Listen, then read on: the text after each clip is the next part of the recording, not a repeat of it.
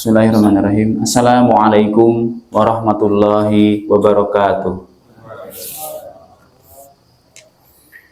Alhamdulillahirabbil alamin. Wassalatu wassalam ala nabiyyina Muhammadin wa ala alihi wa ashabihi wa man tabi'ahum bi ihsanin ila yaumiddin. Rabbi shrah li sadri wa yassir li amri wahlul 'uqdatam min lisani yafqahu qawli. Asbahna ala fitratil Islam. Alhamdulillah ya. Pada kesempatan pagi hari ini Allah masih memberikan nikmatnya kepada kita semuanya. Nikmat iman, nikmat Islam, nikmat kesehatan dan juga kesempatan, sehingga dengan berbagai nikmat tersebut kita masih bisa menghadiri undangan pertama kajian subuh di Masjid Al-Khair, masjid yang terletak baina Baitus Salam wan Nur ya. Di depan kita ada, di seberang sana ada masjid Baitus Salam, di sebelah barat sana ada Masjid An-Nur. Nah, di tengah-tengahnya ada Al-Khair. Saya menjadi terhormat ya rasanya, karena saya menjadi yang pertama untuk ngisi kajian subuh di Senin hari ini. Dan Bapak-Ibu sekalian, oh ibunya belum ada ya. Jadi ke bawah ya. Bapak sekalian, kita berada di sebelah Sungai Gandong. Ini sungai yang mata airnya itu ada di Jawa Tengah. Kalau jenengan pirsa nek dari Mongkrang itu melihat ke arah Gunung Lawu, ada kepulan asap kecil kalau pas cerah, maka itu adalah kawah Condrotimuko yang menjadi mata air Kali Gandong, berada di Jawa Tengah. Kemudian mengalir ke bawah, berada di antara Jawa Tengah dan Jawa Timur, ada jembatan Bancolono. Itu Kali Gandong menjadi pembatas antara Jawa Tengah dan Jawa Timur, antara Magetan dan Karanganyar. Kemudian kali ini diturut ke timur ya, membelah kota Magetan sampai di sana Bendo, ke timur lagi sampai di Matigondo, bergabung dengan Bengawan Madiun. Dari Bengawan Madiun nanti ke utara sampai di Ngawi, sebelah utaranya Benteng, itu Benteng Pendem Ngawi. Di sana bergabunglah Bengawan Madiun dengan Bengawan Solo.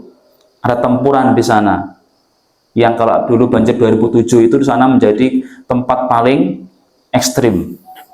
Dua arus dari sana ya, Madiun dan Solo bergabung di sana. Kemudian nanti akan menuju ke laut lepas di Laut Jawa, tepatnya di Lamongan, yang hari Sabtu besok kita akan ke sana. Nah, gitu ya. Jadi kok tahu? Iya, karena dulu saya suka mainan map, Pak Edi ya. Bukan cuman Grab yang suka main map ya. Saya suka main map itu dari ini ya. Saya telusuri gitu ya, Kali Gandong kita tembus endi, ternyata sampainya di sana, di Lamongan sana. Luar biasa. Oh, ini materinya Ramadan ya, bukan Kali Gandong. Supaya kita tahu ternyata sebegitu besarnya Kali Gandong ini. Baik, hadirin sekalian, sekarang kita sudah di tanggal 14 Sya'ban. Ada ulama yang mengatakan bahwa bulan Rajab itu adalah Syahru Zira'ah, bulan menanam. Kemudian Sya'ban itu adalah Syahru Siqayah, saatnya menyiami tanaman. Kemudian pas sampai di Ramadan adalah Al-Hisad, sampai di panen. Artinya apa? Jadi di bulan Sya'ban itu sudah mulai menanam persiapan benih Ramadan. Kemudian di bulan Sya'ban sudah mulai mengairi ya, watering the plant ya. Kemudian di bulan Ramadan sudah panen. Artinya apa? Artinya di bulan Ramadan itu Kalau motor tuh sudah dipanasi, sebelum touring sudah dicek semuanya. Remnya, bensinnya enggak itu ya, uang saku juga enggak borot, kata Pak Edi di grup itu ya. Pokoknya semua sudah oke. Kemudian ketika bulan Ramadan langsung bisa digas nek begitu ya. Bukan Ramadan mulai menanjak. Biasanya kalau menanjaknya nanti pas Ramadan saja, nanti baru dapat beberapa hari sudah down lagi. Jadi pemanasannya dari sekarang. Nah, para sahabat radhiyallahu anhum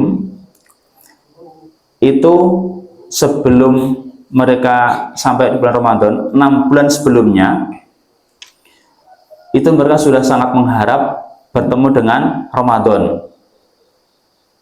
Kemudian setelah 6 bulan lewat dari bulan Ramadan, mereka masih terus berdoa supaya amalan mereka di bulan Ramadan itu yang kemarin, yang tadi itu diterima. Jadi setahun itu kedekatan mereka dengan Ramadan luar biasa. Nah, bagaimana dengan kita? Nah, mestinya juga seperti itu. Kemarin itu dari panitia yang menghubungi, materinya adalah Ramadan bersama para sahabat gitu. Nah, para sahabat radhiyallahu anhum itu punya kebiasaan yang sangat bagus ya. Di antaranya ada Amirul Mukminin Umar bin Khattab radhiyallahu anhu. Beliau berkata, qala Umar bin Khattab radhiyallahu anhu, ni'mal bid'ah hadhihi. Wah, kata beliau, sebaik-baik bid'ah adalah ini. Ini tentang apa ini? Tentang sholat tarawih berjamaah. Jadi saat itu para sahabat ketika habis sholat isya, mereka sholat tarawih itu sendiri-sendiri. Ada yang berdua, ada yang sendiri. Akhirnya di zaman kekuasaan di era Khalifah Umar bin Khattab, beliau mengadakan sholat tarawih berjamaah, ya, bareng-bareng setelah sholat isya, dan itu akhirnya menjadi kebiasaan sampai hari ini. Terus karena seperti itu, kemudian beliau mengatakan ni'mal bid'ah hadhihi, sebaik-baik bid'ah adalah ini. Bid'ah itu apa toh? Bada'a itu adalah memulai sesuatu yang baru. Dalam kajiannya Ustadz Umar Mita dan Ustadz Rifki Jafar Thalib yang di Masjid Amira itu cukup unik ya. Ustadz Umar Mita itu mengatakan ada yang menuduh saya itu adalah ahli bid'ah. Di seberang sana ada yang menuduh saya ini khawarij. Saya jadi bingung, sebenarnya saya ini ahli bid'ah atau khawarij? Tolong beri saya kejelasan ya. Baik. Selanjutnya ada Utsman bin Affan radhiyallahu anhu, sahabat yang luar biasa yang sampai-sampai Rasulullah SAW itu malu ketika bertemu beliau. Jadi kisahnya itu ketika suatu hari Rasulullah SAW didatangi oleh tamu dari beberapa sahabat. Saat itu posisi Rasulullah duduk itu kaki beliau, betis beliau kelihatan. Ketika sahabat yang lain datang ke beliau, Rasulullah tidak mengubah posisi duduk beliau. Kemudian sahabat yang awal tadi sudah pamit, datanglah Utsman bin Affan radhiyallahu anhu. Langsung beliau memperbaiki posisi duduknya dan ditutuplah kaki beliau yang tersingkap itu. Apa kata Aisyah radhiyallahu anha yang melihat ini? Wahai Rasulullah, kenapa engkau tadi merubah posisi duduk engkau yang kelihatan kaki itu? Sementara ketika bertemu Utsman, ketika menerima Utsman, sementara tadi ketika sampai yang lain mendekat ke antum, kok enggak dirubah? Kenapa seperti itu? Jawab Rasulullah, aku malu terhadap Utsman bin Affan. Loh, kenapa? Malaikat aja malu ke beliau, apalagi saya. Seperti itu. Jadi para sahabat itu punya keistimewaan sendiri-sendiri di mata Rasulullah SAW. Nah, beliau Utsman bin Affan ini, teladan dari beliau adalah Utsman bin Affan radhiyallahu anhu kana yaktibul Qur'ana fi raka'atin. Di bulan Ramadan, Utsman bin Affan itu radhiyallahu anhu menghatamkan Al-Qur'an dalam satu rakaat, Pak. Salat malam itu beliau satu rakaat membaca 30 juz. Nah, kita di sini 30 juz. Juz 30 aja belum tentu selesai ya dalam 11 rakaat. Beliau sekali satu rakaat 30 juz. Nah, tentunya beliau sudah hafal Al-Quran di dalam kepala. Kalau kita di luar kepala, karena nggak hafal ya, di luar kepala, Pak.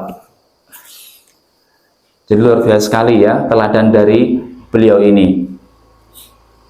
Oh iya, sebelumnya supaya kita tahu ya, nanti editornya wah ini sing nyampe ini lompat-lompat materi ini. Nah, supaya kita tahu bahwa Ramadan yang dialami oleh kaum muslimin, kalau sekarang tahun 1447 Hijriah ya, maka dulu Ramadan pertama kali dijalani oleh Rasulullah dan para sahabat itu dimulai di tahun kedua Hijriah.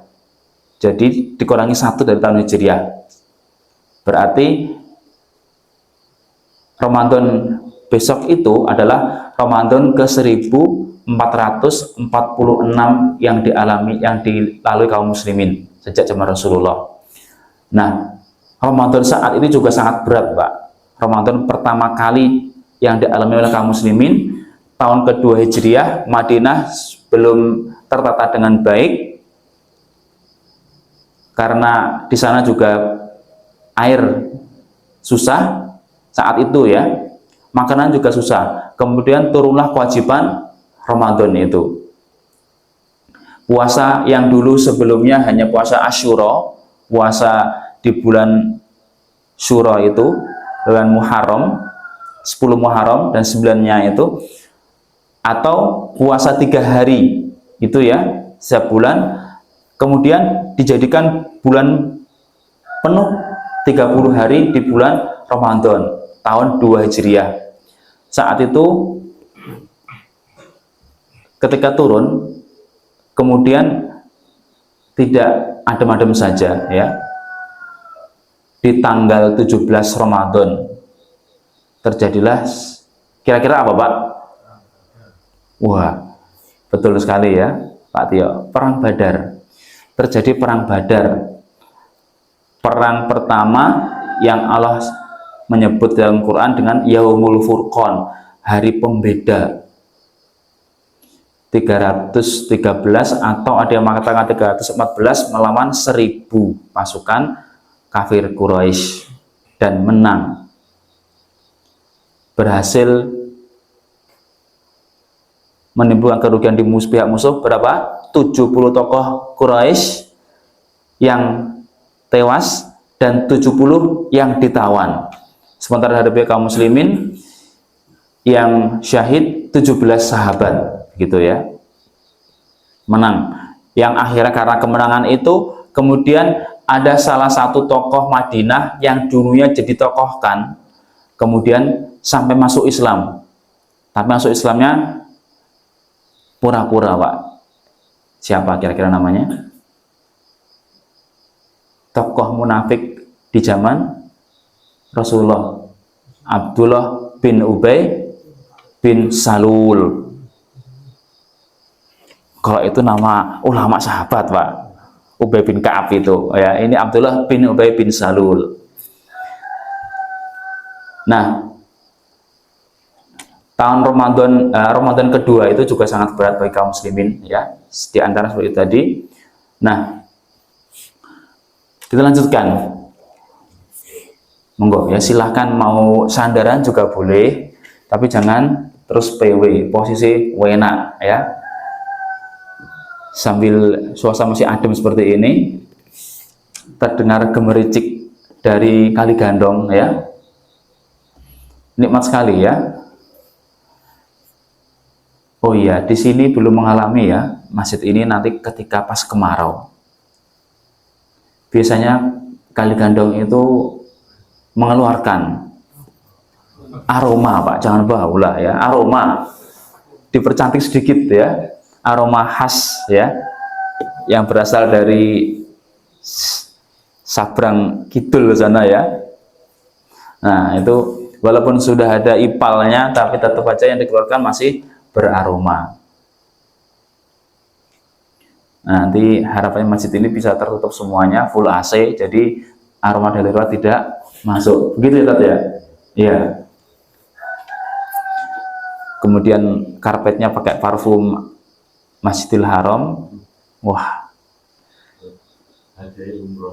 Hadiahnya umroh. Sponsornya sudah di sini, Amanu, Masya Allah. Komplit lah ya. Baik, kita lanjutkan. Ini baru berapa menit ini ya? Dilihat di situ nanti kelihatan. Yang ketiga, ada sahabat yang bernama Abdullah bin Umar, putranya Umar bin Khattab. Beliau ini ya, Ibnu Umar, karena Ibnu Umar idza dakhala Ramadan, ketika masuk bulan Ramadan, Ibnu Umar ini la yuhadditsu illa fil Quran. Beliau tidak berbicara kecuali tentang Al-Quran. Gitu ya. Jadi luar biasa. Jadi membatasi dirinya untuk tidak berbicara kecuali tentang Al-Quran. Kalau dulu kira-kira 20 tahun yang lalu, Pak. Wah. Dulu saya ketika masih kecil, ketika mendengar orang berkata 20 tahun yang lalu, itu heran, wih, kok ingatannya biasa seperti itu ya, 20 tahun yang lalu. Ternyata pas sudah sampai di usia segini, bisa juga, oh ternyata 20 tahun yang lalu itu baru kemarin ya, zaman kita SMA tuh ya, baru kemarin ternyata ya. Yang belum 20 tahun masih heran ya, kok iso ya 20 tahun yang lalu atau belum lahir kan ya, ada tuh.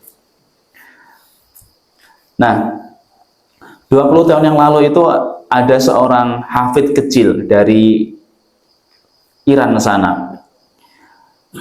Ini beliau diajari oleh bapaknya untuk berbicara setiap hari itu dengan Al-Quran. Jadi semua dibikin bicara dengan Al-Quran. Ketika lomba hafid, ya lomba hafidul Quran, mau dikasih hadiah baju, terus dia menjawab walibasut taqwa dzalika khair. Potongan ayat yang keluar. Wah, ini yang ngajak bicara jadi bingung ya.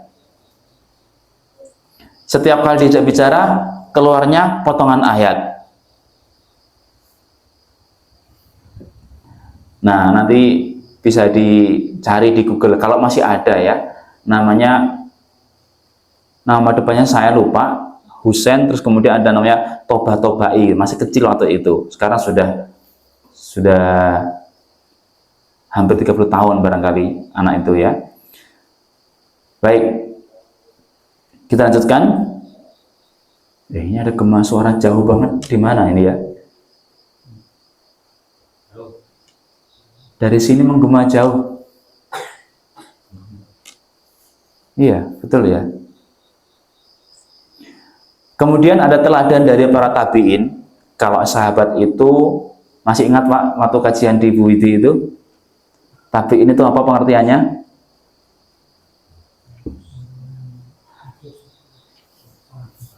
Tabi'in itu adalah mereka yang bertemu para sahabat, kemudian mereka Islam, dan mereka meninggal dalam keadaan Islam, begitu ya. Kalau sahabat itu yang bertemu dengan Rasulullah, kemudian masuk Islam dan meninggal dalam Islam, itu sahabat. Tabi'in seperti itu, yang bertemu dengan sahabat.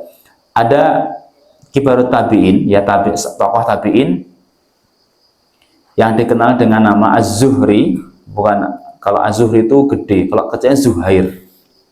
Begitu ya Tat ya? Ya? Sesuai ya. Kalau putra beliau kan satunya Umar, satunya Umair. Nah, Umar itu gede, kalau Umar itu kecil. Kalau Jundun itu besar, kalau kecil itu Junaid. Nah, kebetulan contohnya ada di sini ya Tat ya. Jadi seperti itu ya. Kalau Kitabun itu besar, kecilnya Kutaib. Nah, seperti itu. Sudah, dilanjutkan. Kana Az-Zuhri idza dakhala Ramadan qala. Az-Zuhri ketika memasuki bulan Ramadan, beliau berkata, innama huwa tilawatul Quran wa it'amut ta'am. Sesungguhnya bulan Ramadan itu adalah bulan tilawah Quran dan memberi makan. Jadi fokusnya beliau ini kedua itu ya, tilawatul Quran dan memberi makan orang yang berbuka. Jadi tidak untuk yang lain. Kalau pebisnis biasanya Ramadan itu malah saat-saat yang menentukan.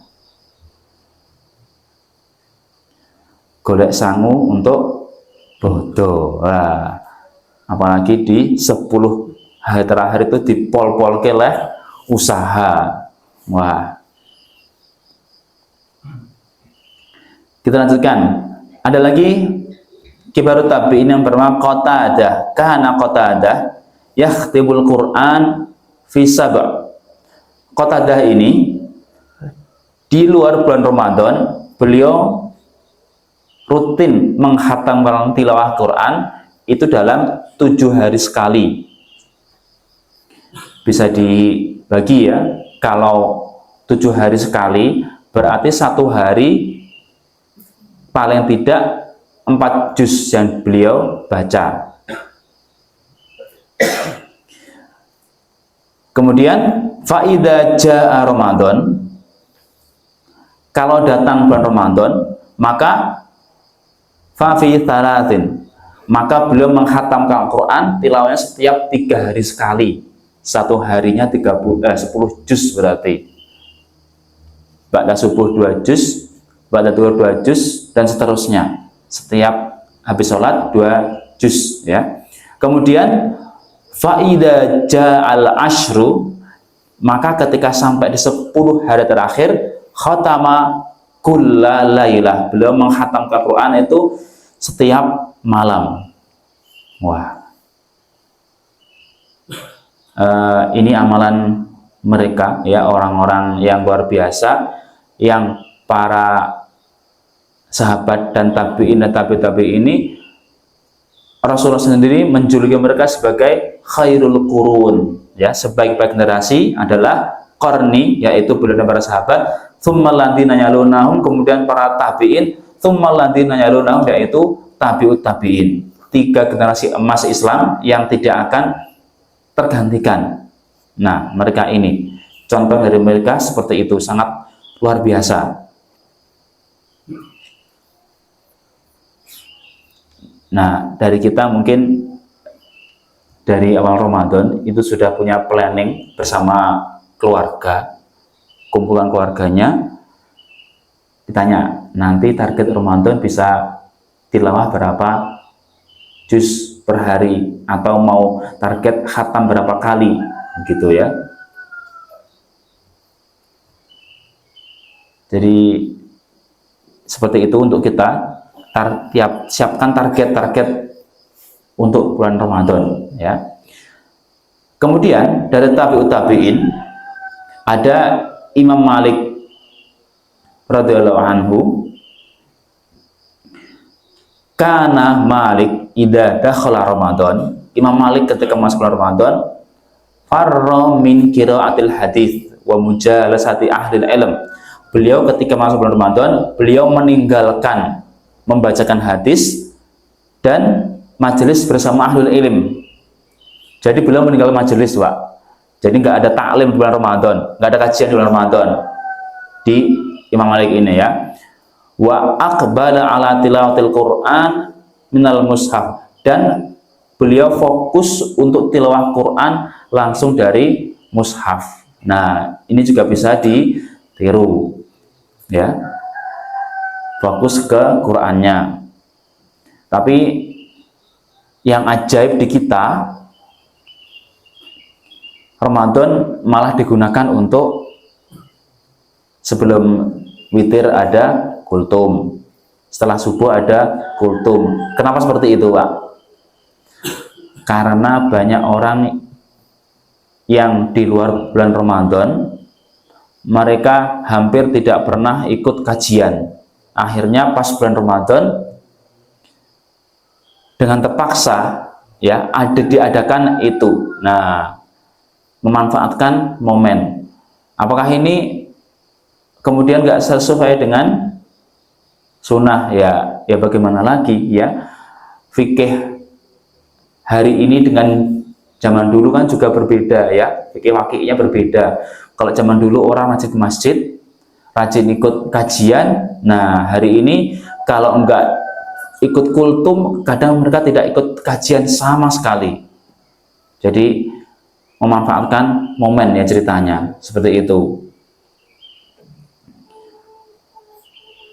Kemudian ada tabi'ut tabi'in yang bernama Sufyan Ats-Tsauri.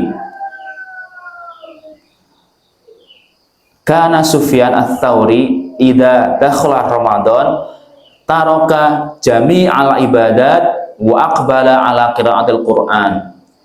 Sufyan Ats-Tsauri ini ketika masuk bulan Ramadan, beliau meninggalkan berbagai ibadah lain dan memusatkan diri pada tilawah Al-Quran. Ya, sekali lagi Quran yang diutamakan.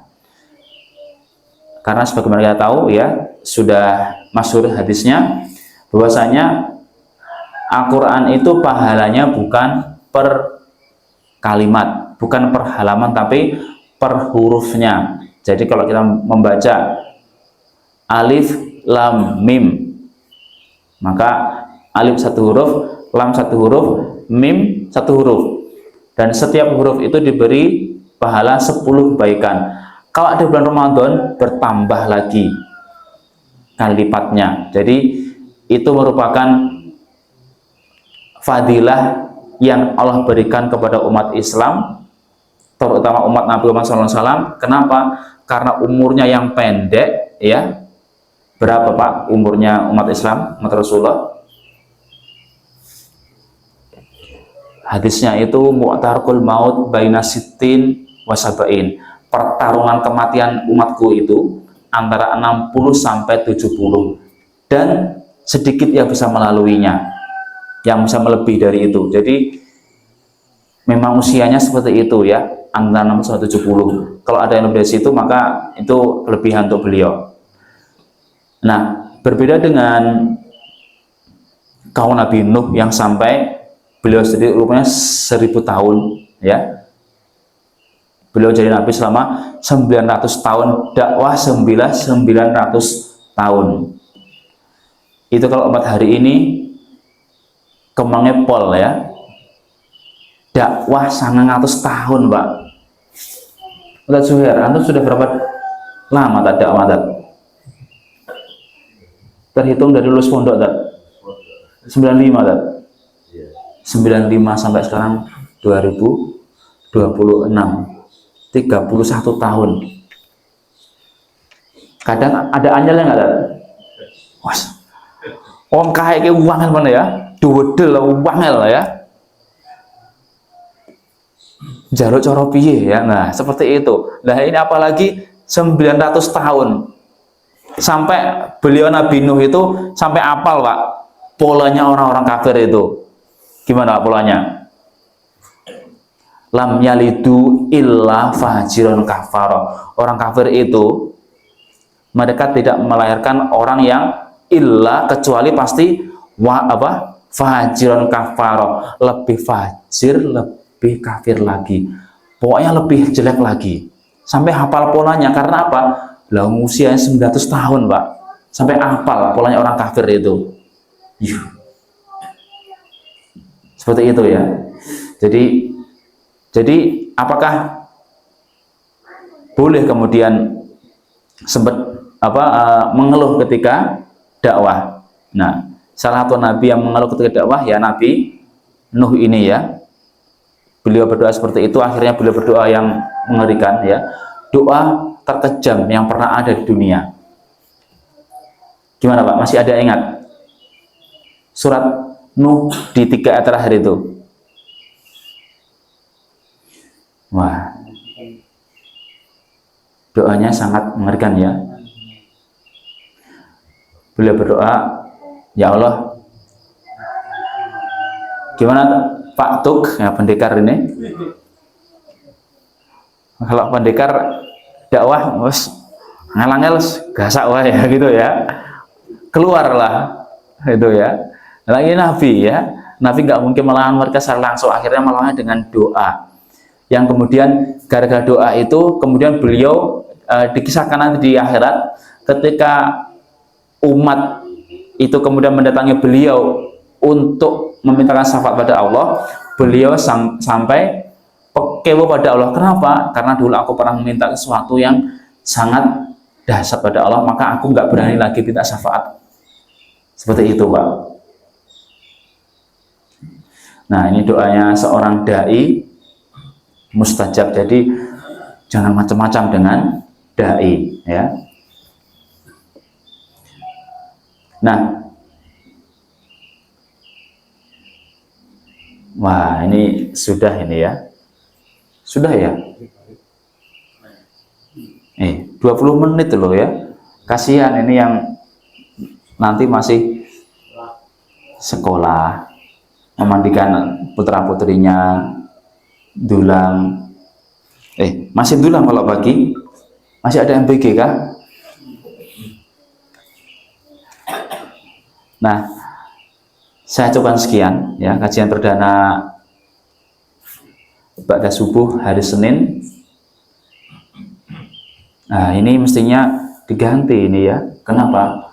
Hari Senin itu naik kajian habis subuh takutnya mengganggu yang saum sunnah. Apalagi ini bulan Sya'ban ya kan? Rasulullah itu selain bulan Ramadan beliau puasa paling banyak di bulan Sya'ban. Full puasanya.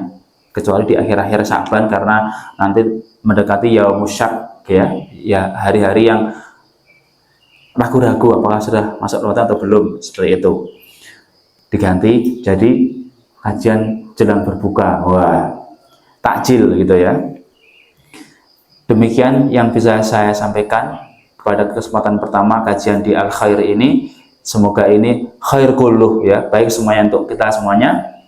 Dan seperti yang ditulis di sana itu dibuka amal jariah ya, semoga kajian yang pertama ini bisa memotivasi yang lain dan jadi jariah untuk semuanya. Amin. Kurang lebihnya saya mohon maaf, dan yang sedikit disuka bermanfaat. Subhanakallahumma wa bihamdika asyhadu an la ilaha illa anta astaghfiruka wa atubu ilaik. Wassalamualaikum warahmatullahi wabarakatuh.